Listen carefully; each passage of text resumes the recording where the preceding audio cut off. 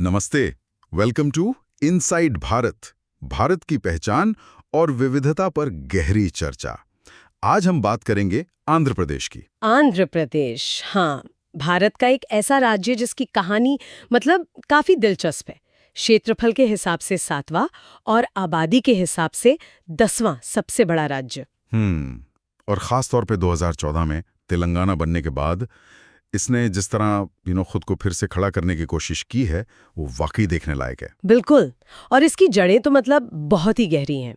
नाम आंध्रा ही एक प्राचीन जनजाति से आता है जिसका जिक्र ऋग्वेद के ऐत्रेय ब्राह्मण में भी है। सोचिए, करीब 800 BCE। कमाल है कि आज भी ये नाम जिंदा है। हाँ, और इतिहास सिर्फ नामों तक ही नहीं है। प्रकाशम जिले में तो करीब 2.5 लाख साल पुराने पत्थर के औजार मिले हैं। 2.5 लाख साल? हाँ, ये शायद आधुनिक मानव के अफ्रीका से बाहर आने से भी बड़े लेके हो सकते हैं। ये दिखाता है कि ये जमीन कितनी प्राचीन काल से आबाद रही है। बाद में मौर्य काल में भी मेगास्थनीज ने आंध्रवासियों की सैन्य शक्ति का जिक्र किया था। और मौर्यों के बाद तो यहाँ सातवाहन वंश का वो सुनहरा दौर आया है ना, जिन्होंने करीब 1ली शताब्दी BCE से 3री शताब्दी CE तक पूरे डेक्कन पठार पर राज किया। सही कहा आपने। सातवाहन सिर्फ शासक नहीं थे, वो कल्चर और ट्रेड उसके भी बड़े प्रमोटर थे। उनका रोमन साम्राज्य के साथ व्यापार था। अच्छा, रोम के साथ? हाँ, और राजधानी धन्यकटक यानी धान्यकटिका एक बहुत ही समृद्ध शहर था उस वक्त का। यहीं पर महायान बौद्ध धर्म के महान दार्शनिक नागार्जुन रहे। नागार्जुन। और यहीं से ये धर्म पूर्व एशिया तक फैला। चीन, Japan, Korea. Amravati school of art भी इसी दौर की देन है, जिसका असर आपको दक्षिण पूर्व एशिया तक की कला पर दिखेगा। सातवाहनों के बाद तो फिर कई राजवंश आए और गए। इक्ष्वाकु, शलंकायन, तेलुगु चोल, विष्णुकुंडिन, फिर पूर्वी चालुक्य। लिस्ट तो वाकई काफी लंबी है, लेकिन इनमें से कोई खास बात, कोई माइलस्टोन टाइप? देखिए, हर राजवंश ने अपनी छाप छोड़ी है। जैसे तेलुगु चोलों का वो कलमल्ला शासनम है ना, उसे पहला पूरा तेलुगु शिलालेख माना जाता है। अच्छा। हाँ, फिर विष्णुकुंडिनों ने उंडावली जैसी शानदार रॉक कट गुफाएं दी। पूर्वी चालुक्यों के राजा थे राजराज नरेंद्र। उनके कहने पर ही नन्नय ने महाभारत का तेलुगु अनुवाद शुरू किया। सोचिए, तेलुगु साहित्य की नींव एक तरह से वहां पड़ी। फिर काकतीय आए। उनका वारंगल किला तो आज भी मशहूर है, हालांकि उन्हें दिल्ली सल्तनत ने हराया था। और फिर विजयनगर साम्राज्य, कृष्णदेवराय का नाम तो इतिहास में अमर है। बिल्कुल, विजयनगर साम्राज्य और खासकर कृष्णदेवराय के समय वो तो कला, साहित्य, संस्कृति का गोल्डन एरा था। कन्नड़, तेलुगु, तमिल, संस्कृत साहित्य और कर्नाटक संगीत सब अपने चरम पे थे। हाँ, लेपाक्षी मंदिर वगैरह। एग्जैक्टली। लेपाक्षी के स्मारक, अपनी अद्भुत मूर्तिकला और वो भित्ति चित्र कमाल है। इसी काल की देन है और आज यूनेस्को की टेंटेटिव लिस्ट में भी है। ये दिखाता है कि इस क्षेत्र ने भारतीय संस्कृति को कितना कुछ दिया है। विजयनगर के पतन के बाद फिर मुगल आए, फिर निजाम का दौर, और फिर आ गए अंग्रेज। मद्रास प्रेसिडेंसी का हिस्सा बनना ये एक बड़ा बदलाव रहा होगा ना? हाँ, बिल्कुल। और अंग्रेजों के आने से आधुनिकता की शुरुआत भी हुई। सर आर्थर कॉटन ने गोदावरी और कृष्णा पर वो बैराज और एनीकट बनवाए, जिससे सिंचाई व्यवस्था में एक तरह की क्रांति आ गई। हाँ, सुना है मैंने। बकिंगम नहर जल परिवहन का एक बड़ा जरिया बनी। फिर CP ब्राउन ने तेलुगु को प्रिंट युग में लाने में बहुत मदद की, और कंदुकुरी वीरेशलिंगम जैसे समाज सुधारक थे। उन्होंने महिला शिक्षा, विधवा पुनर्विवाह जैसे मुद्दों पर आवाज उठाई। इसे तेलुगु पुनर्जागरण का दौर भी कहते हैं। और इसी माहौल में फिर भाषा के आधार पर अलग राज्य की मांग उठी। पोटी श्रीरामुलु जी का बलिदान। बिल्कुल, उनका बलिदान व्यर्थ नहीं गया। 1 अक्टूबर 1953 को मद्रास राज्य से अलग होकर आंध्र राज्य बना, कुर्नूल राजधानी बनी। फिर 1956 में हैदराबाद राज्य के जो तेलुगु भाषी इलाके थे उनको मिलाकर आंध्र प्रदेश बना और राजधानी बनी हैदराबाद। ये भाषा के आधार पर बना भारत का पहला राज्य था। ये अपने आप में एक बहुत बड़ी ऐतिहासिक घटना थी। इसके बाद की पॉलिटिक्स में देखें तो पहले कांग्रेस का दबदबा रहा, फिर NTR और TDP का उदय हुआ। बड़े प्रोजेक्ट्स भी बने, विकास भी हुआ, लेकिन वो सामाजिक तनाव और असमानता वाले मुद्दे भी चलते रहे। हाँ, वो तो था ही। और फिर तेलंगाना आंदोलन ने जोर पकड़ा। काफी उथल पुथल रही। और फिर 2014 में आंध्र प्रदेश का फिर से विभाजन हुआ और तेलंगाना एक अलग राज्य बन गया। तो जो बचा हुआ आंध्र प्रदेश था, उसके लिए ये एक नई शुरुआत थी, नई चुनौतियों के साथ। हाँ, नई सरकार बनी, अमरावती को नई राजधानी बनाने का वो बड़ा महत्वाकांक्षी प्रोजेक्ट शुरू हुआ। फिर सरकार बदली, जिलों का पुनर्गठन हुआ, वो 3 राजधानियों वाला प्रस्ताव आया, जो फिर कानूनी पचड़ों में फंस गया। और अब 2024 में फिर से चंद्रबाबू नायडू के नेतृत्व में टीडीपी सत्ता में लौटी है। ये जो राजनीतिक अस्थिरता रही है, ये विकास के लिए एक चुनौती तो रही होगी, है ना? निश्चित रूप से बार बार की राजनीतिक उठापटक और पॉलिसीज में बदलाव वो कहीं न कहीं विकास की रफ्तार को तो प्रभावित करते ही हैं। अमरावती का भविष्य क्या होगा, राज्य की फाइनेंशियल हेल्थ कैसी रहेगी, ये सब नई सरकार के लिए बड़ी चुनौतियां हैं। चलिए अब जरा भूगोल की बात करते हैं। दूसरी सबसे लंबी तटरेखा है 974 किलोमीटर, और पूर्वी घाट भी हैं। मतलब ज्योग्राफिकली तो काफी डाइवर्सिटी है। हाँ, बहुत ज्यादा। पूर्वी घाट एक तरह से तटीय मैदानों और अंदरूनी पठारी इलाकों, जिन्हें पेनेप्लेन्स कहते हैं, उनको बांटते हैं। यहाँ नल्लामाला हिल्स, शेषाचलम हिल्स जैसी श्रेणियां हैं, और अरमाकोंडा सबसे ऊंची चोटी है। अच्छा। रायलसीमा का जो पठारी क्षेत्र है वो मिनरल से भरपूर है, खासकर कडपा बेसिन। और कृष्णा, गोदावरी, पेन्ना नदियों के डेल्टा तो है ही, बहुत उपजाऊ मैदान बनाते हैं। और प्राकृतिक सुंदरता भी कम नहीं है। अराकू घाटी, बुर्रा गुफाएं, वो गंडीकोटा गॉर्ज, जिसे भारत का ग्रैंड कैनियन भी कहते हैं। हाँ बिल्कुल, गंडीकोटा तो शानदार है। लाखों साल पुरानी बोर्रा और बेलम गुफाएं, वो तो जियोलॉजिकल वंडर्स है। अराकू घाटी अपनी बायोडायवर्सिटी के लिए जानी जाती है, और ऋषिकोंडा जैसे खूबसूरत समुद्र तट भी हैं। पर्यावरण की बात करें तो करीब 18% हिस्सा जंगलों से ढका है। पूर्वी घाट में घने जंगल हैं, तो पठारों पर सूखे पर्णपाती वन ज्यादा मिलते हैं। रेड सैंडर्स जैसा दुर्लभ पेड़ यहीं मिलता है। कोरिंगा जैसे मैंग्रोव वन समुद्री जीवन के लिए बहुत महत्वपूर्ण है। नागार्जुन सागर श्रीशैलम टाइगर रिजर्व भी यहीं है। खनिज संसाधनों में आपने चूना पत्थर का जिक्र किया था। भारत का 1/3, वो तो काफी ज्यादा है। इसके अलावा और क्या खास है? बैराइट के उत्पादन में आंध्र प्रदेश दुनिया में लीडिंग है। ग्रेनाइट, हीरे, बॉक्साइट भी मिलते हैं। तुमलपली में यूरेनियम के बड़े भंडार मिले हैं। कृष्णा गोदावरी बेसिन में तेल और गैस भी है। तो मतलब नेचुरल रिसोर्सेज की कमी नहीं है।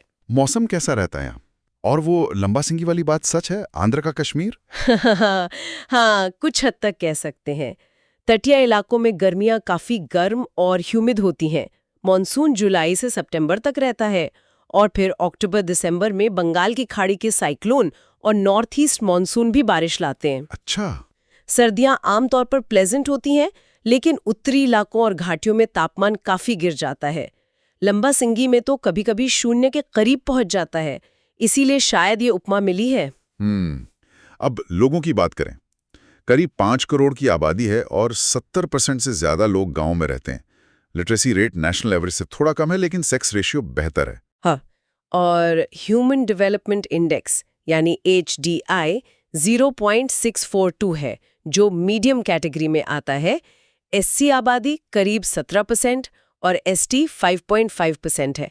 तेलुगु मुख्य भाषा है, लगभग 90% लोगों की मातृभाषा, और ये भारत की क्लासिकल लैंग्वेजेस में से एक है। हाँ, ये महत्वपूर्ण है। उर्दू दूसरी ऑफिशियल लैंग्वेज है। बॉर्डर एरियाज में तमिल, कन्नड़, उड़िया भी बोली जाती हैं। धर्म के लिहाज से देखें तो हिंदू मेजॉरिटी में है, और तिरुपति वेंकटेश्वर मंदिर तो मतलब दुनिया भर में फेमस है। हाँ, तिरुपति के अलावा श्रीशैलम मल्लिकार्जुन मंदिर, विजयवाड़ा कनक दुर्गा मंदिर भी प्रमुख हिंदू तीर्थ स्थल हैं। अमरावती और नागार्जुन कोंडा जैसे ऐतिहासिक बौद्ध स्थल भी हैं। समाज की बात करें तो SC, ST, OBC के अलावा जो फॉरवर्ड जातियां हैं, उनमें रेड्डी, कम्मा, कापू समुदायों का पॉलिटिक्स और इकोनॉमी में काफी प्रभाव दिखता है। चलिए अब आते हैं संस्कृति पर। आंध्र की सांस्कृतिक विरासत तो बहुत ही रिच है। आपने अमरावती कला का जिक्र किया था पहले। म्यूजियम वगैरह भी होंगे काफी? बिल्कुल, 32 म्यूजियम्स हैं, और 135 स्मारक ASI द्वारा प्रोटेक्टेड हैं। और एक इंटरेस्टिंग बात यह है कि 17 प्रोडक्ट्स को ज्योग्राफिकल इंडिकेशन यानी GI टैग मिला हुआ है। 17? वाह। हाँ, इसमें धर्मवरम सिल्क साड़ियां हैं, मछलीपट्टनम और श्री कालाहस्ती की कलमकारी पेंटिंग, कोंडापल्ली के लकड़ी के खिलौने, एटिकोपका के लाख के खिलौने, बनगनपल्ले आम और बंदर लड्डू जैसी चीजें शामिल हैं। ये दिखाता है कि यहाँ की आर्ट, क्राफ्ट और एग्रीकल्चर कितनी विविध और अनोखी है। खाने की बात करें तो आंध्रा का खाना मतलब तीखा, एकदम स्पाइसी। हाँ, वो तो है। मिर्च, इमली और गोंगुरा, जो एक तरह की खट्टी पत्ती होती है, उसका खूब इस्तेमाल होता है। पर हर डिश का अपना अलग मजा है। दाल, जिसे पप्पू कहते हैं, पुलसू यानी इमली की ग्रेवी, पचड़ी यानी चटनी और अचार, ये सब खाने का अहम हिस्सा है। कुछ खास डिशेस? पुलिहोरा, इमली चावल, गुत्ती वंकाया कूरा, भरवा बैंगन। नॉनवेज में हैदराबादी बिरयानी तो है ही, पर लोकल स्पेशलिटीज जैसे रोया ला कूरा, झींगा करी और गोदावरी की पुलसा मछली से बनी पुलसा पुलुसू बहुत मशहूर है। मुंह में पानी आ गया। और मिठाइयों में पुत्रे कुल्लू, जो कागज जैसी पतली लेयर्स वाली मिठाई होती है, और काकीनाडा खाजा बहुत खास है। साहित्य में वो नन्नय, तिक्कन, येर्रा प्रगड़ा की त्रयी का जिक्र आता है, जिन्होंने महाभारत का अनुवाद किया था। हाँ, और नन्ने ने तेलुगु ग्रामर पर पहला ग्रंथ भी लिखा था संस्कृत में। पोतना का भागवतम अनुवाद, वेम्मना की सरल भाषा में लिखी नैतिक कविताएं और 17वीं सदी के पुतलूरी वीर ब्रह्मेंद्र स्वामी की भविष्यवाणियों वाली किताब काल ज्ञानम, ये सब तेलुगु साहित्य की धरोहर है। आधुनिक काल में कंदुकूरी वीरेशलिंगम ने सामाजिक उपन्यास लिखे और गुरजाड़ा अप्पा राव ने बोलचाल की भाषा को साहित्य में जगह दिलाई, जिससे लिटरेसी भी बढ़ी। विश्वनाथ सत्यनारायण को तेलुगु के लिए पहला ज्ञानपीठ पुरस्कार मिला। वास्तुकला की बात करें तो मंदिरों पर द्रविड़ और विजयनगर शैली का प्रभाव साफ दिखता है, जैसे तिरुपति और लेपाक्षी में। सही कहा। द्रविड़ शैली में ऊंचे गोपुरम मतलब गेटवे टावर और विमान, जो गर्भगृह के ऊपर टावर होता है, वो खास होते हैं। विजयनगर शैली में आपको स्तंभों वाले मंडप ज्यादा दिखेंगे। लेपाक्षी का वो हवा में झूलता हुआ स्तंभ तो मतलब एक अजूबा ही है। हाँ, सुना है उसके बारे में। और कलाओं में कुचिपुड़ी नृत्य, ये तो आंध्र की पहचान बन गया है। बिल्कुल। कृष्णा जिले के कुचिपुड़ी गांव से निकला ये क्लासिकल डांस अपने सुंदर मूवमेंट्स और ड्रामेटिक एक्सप्रेशंस के लिए जाना जाता है। खासकर वो पीतल की थाली के किनारे पर खड़े होकर डांस करना, जिसे तरंगम कहते हैं, वो इसकी स्पेशलिटी है। संगीत में कर्नाटक संगीत के बड़े बड़े नाम जैसे अन्नामाचार्य, त्यागराज, भद्राचल रामदास यहीं से थे। लोक कलाओं में बुर्रा कथा, जो कहानी सुनाने का एक तरीका है, आज भी पॉपुलर है। और Telugu film industry, Tollywood, RR के नाटू नाटू ने तो ऑस्कर जीतकर मतलब पूरी दुनिया में धूम मचा दी। हाँ, टॉलीवुड भारत की सबसे बड़ी फिल्म इंडस्ट्रीज में से एक है। ज्यादातर हैदराबाद में बेस्ड है, लेकिन आंध्रा में भी शूटिंग होती है और इसे एक फिल्म हब बनाने की कोशिशें भी चल रही हैं। डी रामानायडू का नाम सबसे ज्यादा फिल्में प्रोड्यूस करने के लिए गिनीज रिकॉर्ड में है। घंटासाला से लेकर एसपी बालसुब्रमण्यम तक महान गायक यहीं से हुए हैं। त्योहारों में संक्रांति और उगादी यानी तेलुगु नववर्ष, इनका खास महत्व है। वो उगादी की पचड़ी का क्या कॉन्सेप्ट है, सुना है, बड़ा इंटरेस्टिंग है। हाँ, उगादी पचड़ी में 6 स्वाद होते हैं: मीठा, खट्टा, कड़वा, नमकीन, तीखा और कसैला। ये बेसिकली जीवन के सभी तरह के अनुभवों का प्रतीक है। सुख, दुख, उतार चढ़ाव, एक बहुत ही फिलॉसफिकल परंपरा है ये। वाह, ये तो बहुत गहरा मतलब है। हाँ, इसके अलावा दशहरा, दिवाली, शिवरात्रि जैसे त्योहार तो हैं ही। नेल्लौर का रोटेल पंदुगा एक बहुत ही अनूठा त्योहार है, जहां सभी धर्मों के लोग मन्नतें पूरी होने पर रोटियां एक्सचेंज करते हैं। अच्छा, ये तो पहली बार सुना। अब जरा शासन प्रशासन पर आते हैं। विधानसभा में 175 सीटें हैं। विधान परिषद तो शायद अब खत्म कर दी गई है। हाँ, लेटेस्ट जानकारी यही है कि विधान परिषद अब नहीं है। लोकसभा में 25 और राज्यसभा में 11 सीटें हैं। और जैसा हमने पहले बात की, 2024 के चुनावों में टीडीपी के नेतृत्व वाले एनडीए गठबंधन ने वापसी की है। पॉलिटिक्स में रेड्डी, कम्मा, कापू समुदायों का प्रभाव साफ दिखता है। हाँ, वो तो है। कानून व्यवस्था की बात करें तो एनसीआरबी 2022 के आंकड़ों के अनुसार महिलाओं और बच्चों के खिलाफ अपराध बढ़े थे और राज्य साइबर क्राइम के मामले में देश में 5वें स्थान पर था। ये एक चिंता का विषय है। प्रशासनिक तौर पर राज्य को 26 जिलों में बांटा गया है, लेकिन एक अहम मुद्दा जो बार बार उठता है वो राज्य की फाइनेंशियल हेल्थ का है। कर्ज FRBM एक्ट की सीमा से ज्यादा है और कैपिटल एक्सपेंडिचर कम है। इसका आम आदमी के लिए क्या मतलब है? देखिए, FRBM एक्ट बेसिकली सरकारों के घाटे और कर्ज पर एक लिमिट लगाता है ताकि वित्तीय अनुशासन बना रहे। उस लिमिट को पार करने का मतलब है कि राज्य की माली हालत थोड़ी चिंताजनक है और कैपिटल एक्सपेंडिचर यानी पूंजीगत व्यय वो खर्च होता है जिससे भविष्य के लिए एसेट्स बनते हैं, जैसे सड़कें, स्कूल, अस्पताल, इंडस्ट्री। अच्छा। तो इसमें कमी का मतलब है कि भविष्य के विकास की नींव थोड़ी कमजोर हो रही है। रोजगार और रेवेन्यू जनरेशन पर असर पड़ सकता है। CAG ने भी इस पर चिंता जताई थी। ये नई सरकार के लिए वाकई एक बड़ी चुनौती होगी। अर्थव्यवस्था की बात करें तो GSDP 13 लाख करोड़ से ज्यादा है। कृषि का योगदान करीब 36% है, जो काफी ज्यादा है। इसे चावल का कटोरा भी कहते हैं ना? हाँ, चावल तो मुख्य फसल है ही, लेकिन आंध्र प्रदेश मछली उत्पादन में देश में नंबर 1 है और झींगा यानी श्रिम्प फार्मिंग और एक्सपोर्ट में तो बहुत आगे है। ओह, ये इंटरेस्टिंग है। हॉर्टिकल्चर में भी अच्छा काम हो रहा है। बनगनपल्ले आम को GI टैग मिला है। सरकार ने किसानों की मदद के लिए रायतू भरोसा केंद्र भी खोले हैं, लेकिन समस्याएं भी हैं, जैसे टेनेंट फार्मर्स को सरकारी योजनाओं का लाभ न मिल पाना। और वो लैंड टाइटलिंग एक्ट जो आया था, जिसे नई सरकार ने रद्द करने का फैसला किया है, उस पर भी काफी बहस हुई थी। कृषि के अलावा इंडस्ट्रीज भी हैं। फार्मा हब कहा जाता है इसे। बिल्कुल। देश का करीब 40% बल्क ड्रग प्रोडक्शन यहीं होता है। विशाखापत्तनम एक बड़ा इंडस्ट्रियल सेंटर है। Steel plant, refinery, shipyard, automobile में किया मोटर्स का प्लांट है। कृष्णा गोदावरी बेसिन से तेल और गैस निकलता है। और हाँ, श्रीहरिकोटा में इसरो का सतीश धवन स्पेस सेंटर है, जहां से भारत अपने सैटेलाइट लॉन्च करता है। ये तो राष्ट्रीय महत्व का संस्थान है। और सर्विस सेक्टर का क्या हाल है? पर्यटन कितना महत्वपूर्ण है? सर्विस सेक्टर का योगदान करीब 40% है।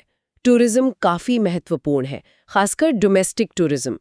तिरुपति, श्रीशैलम, विजयवाड़ा जैसे धार्मिक स्थल लाखों श्रद्धालुओं को खींचते हैं।